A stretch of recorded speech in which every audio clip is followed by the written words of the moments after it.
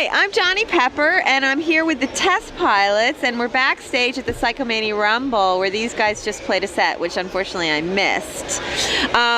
Maybe you would introduce yourselves and tell us what you play to start. Okay, my name is Anton, and I play guitar. My name is Neil, and I play the drum. And I'm Matthias, and I play the double bass, and I do some vocals. Okay. All the vocals. Yeah. All of them. All right, except on the instrumentals. Okay, so tell me a little bit how you got started as a band and sort of.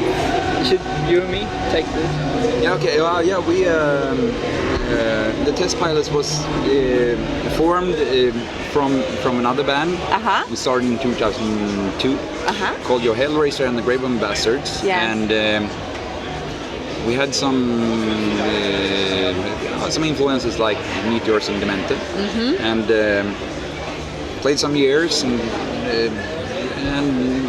2002. Yeah, it was terribly. 15 years. Yeah, I was not around. No, I mean. Yeah, okay. He's a bit older than me. You were like 12. Yeah, right? probably. Okay, but then later on, Anton joined in the band. In, I think it was 2006. Yeah, it was. You joined. It was 16. Yeah. Wow. Sweet little 16. Yeah. And then we kept the band going for a few years, but then due to different location and geographics, we had to. It ran out in the sand. Säger man så på engelska? Yeah. Maybe just run its course. Run its course. Yeah, exactly. Yeah, but since we were in the same town, we had to see each other. Yeah, we did. We had to make some rocking sounds. Yes, great. So we were thinking of like creating a band that was more kontinuerligt. More to your taste of you mean? Kontinuerligt. Mer regelbundet.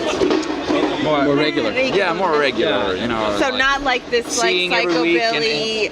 So you as the band would meet on a regular basis. Is that what you mean? On a regular basis. Yeah, and then we were speaking about let's do some, because we had like listening more to Caravans and that kind of stuff. Yes. Blue Cats and everything. Yes. I was thinking about more New York, but then it turned out some kind of mix between everything. I think with only great influences. Yes, of course. And combine some other stuff. I think you're new to the band. You've just been in the band for like 6 months. So and that's working fine. Yeah.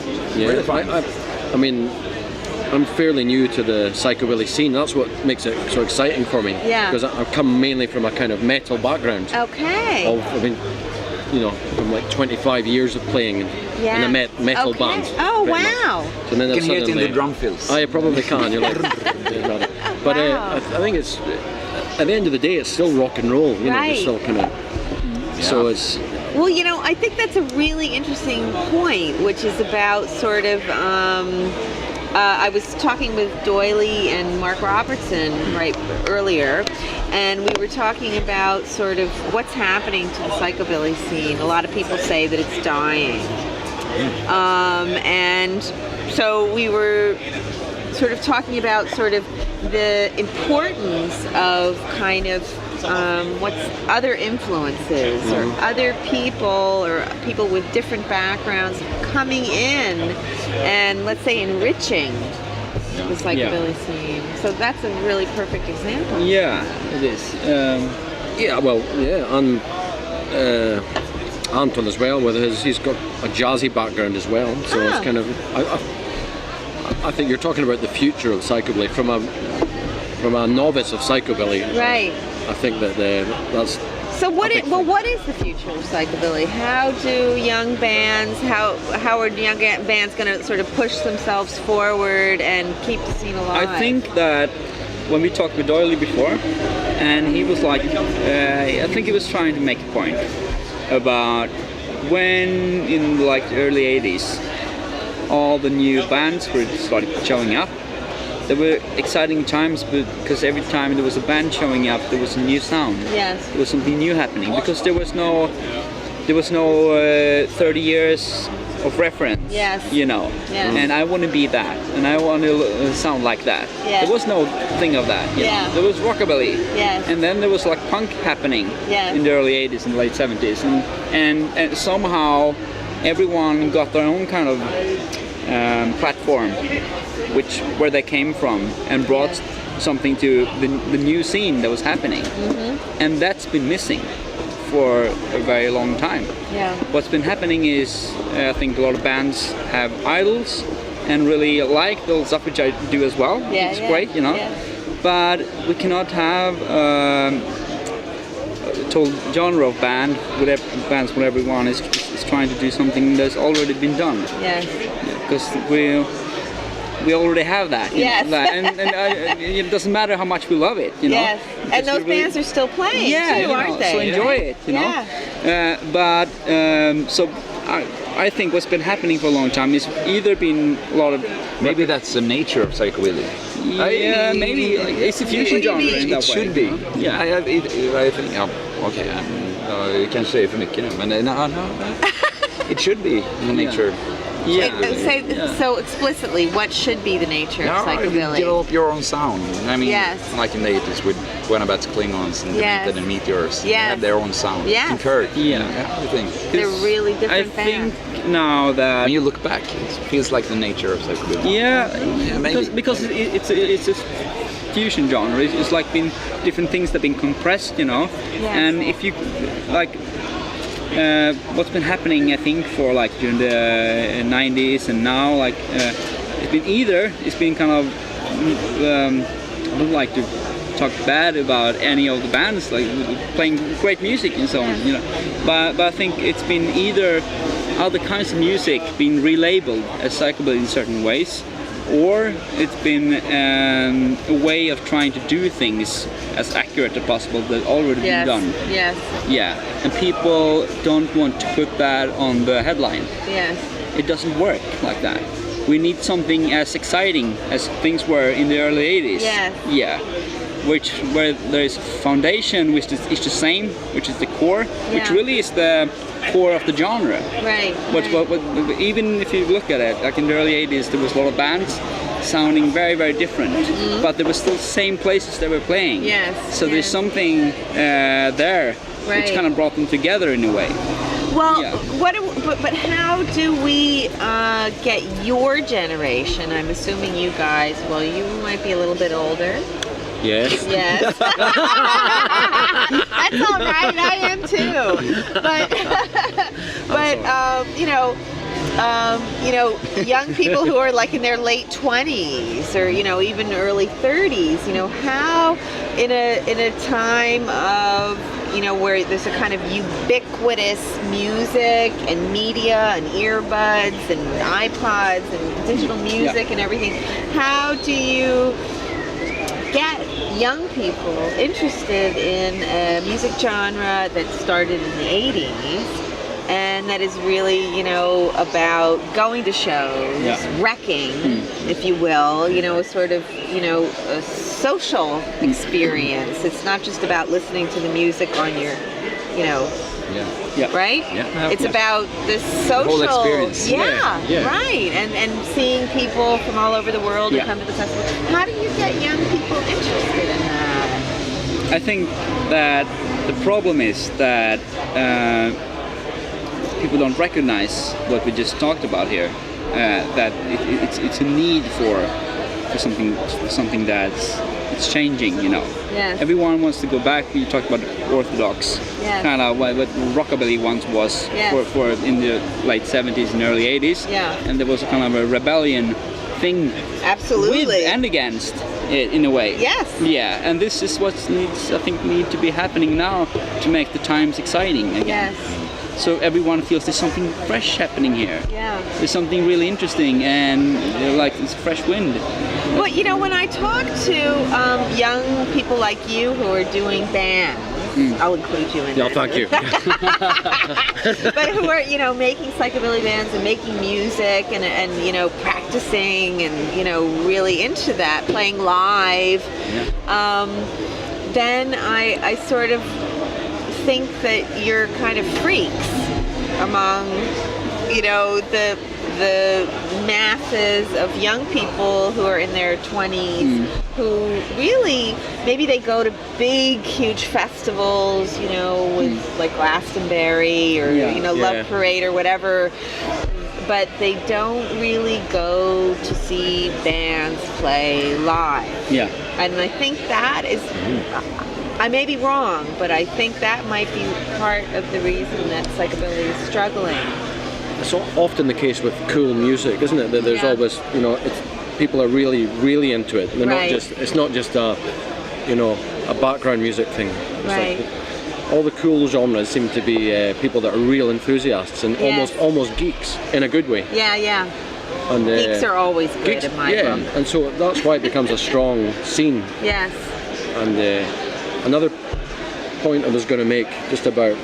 I think you should take into account music in general, because everything's so 5 minutes of fame these days.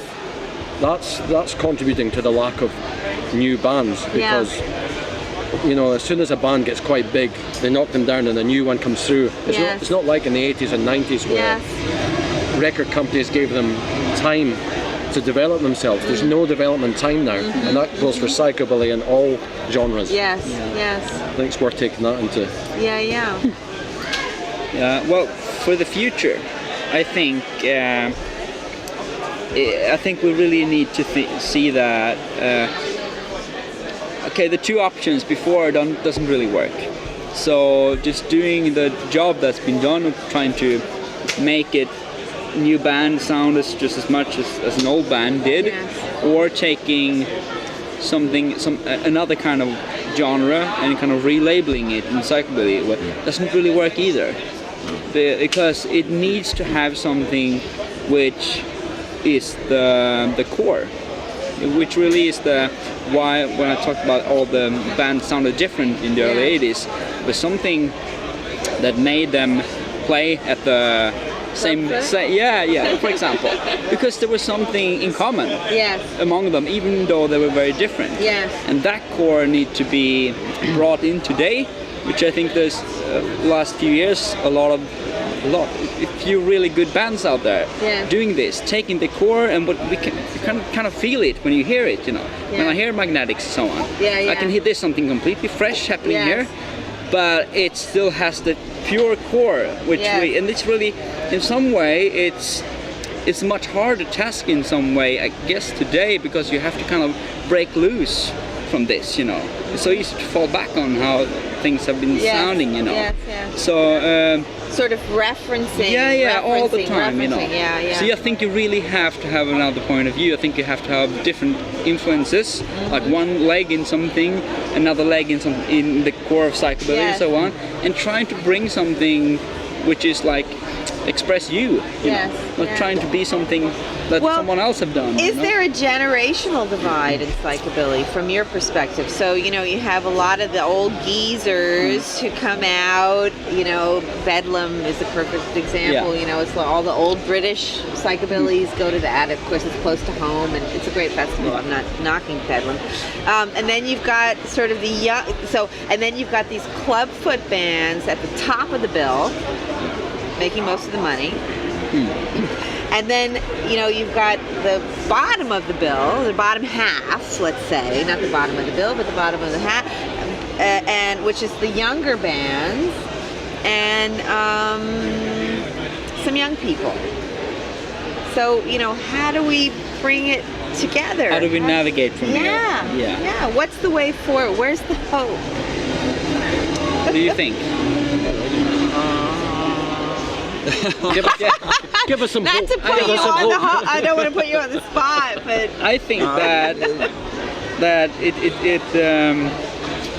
the whole genre, to be honest, is about those bands.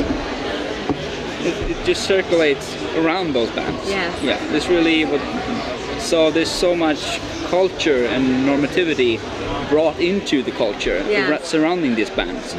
So you know, to demented not headlining, it's not an option. No. So you kind of locked yourself in a way which is one way is nice because it's really bringing everyone together, but you also see in the long run now that things are starting to getting cracks in the whole. Yeah. And I think this kind of hierarchical kind of have this big issue. Yeah. I think that has to do with the whole normativity of the thing. Yes. And I think everyone should think about this, because there is a lot of. It's not that there's new bands out there not doing it well enough. Yes. There is some Certainly great not. talented There is, bands out there doing really interesting and great music now. And this should be appreciated. And think about that. Why not bring that in, you know, and have because if there is any future for psychobilly, it must be some kind of new plurality of different takes on the core of psychobilly somehow. I think it's like Doyle said before, you have to put one of the new bands on headline or something, or very close to the top. Yeah. But maybe it's better. Maybe it cannot happen tomorrow. Maybe no. Because like the bands are getting there in a way, because so Psycho is like headline material now, almost I would say, and Magnetics and Stressor as well. The things are slowly starting to happen, but it's really it's tricky do you still, you know, as young people, do you still want to see Batmobile? Do you still want to see the Ricochets? Of course. I don't want you to we're on camera, so of course we all want to see them. We all of course. enjoy it and like it. It's wonderful. And you should enjoy it as long as it's here. Those bands are still what's got us into psychobilly. Right. So, of course, can't get enough. Yes. I think the key to it is to bring in the new bands in increments. Yes. You know what I mean? Just kind of. No one's saying that right after the 31st of December, all the new bands are going to be headlining. It's not like that. It should be just like there'll still be all the big guns will be there headlining, but maybe take one new band that sounds a bit different and interesting, put them up there, but you'll still have the old guys headlining. And then every year you'll introduce a new band, so it's a gradual thing. You can't just say, and here's all the new bands and they headline, you know. And I think that way it could develop. Well, but I think an important aspect of that is sort of bringing in fans. Yes, exactly.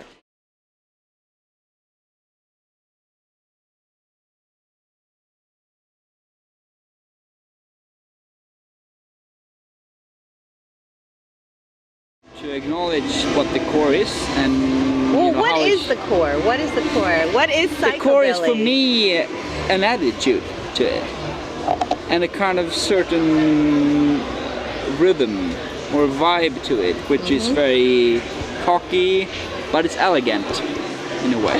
It's not just cocky; it's elegant as well. Does it have to have a double bass? No, it doesn't have to have that.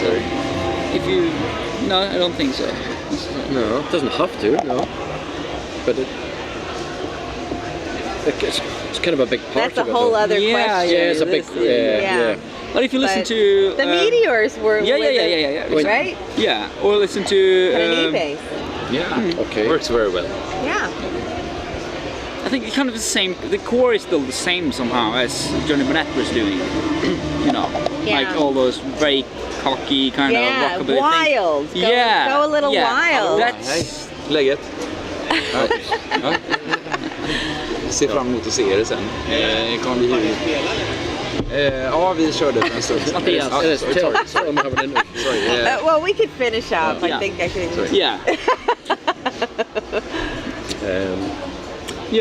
So I think the core has been what it once was, you know.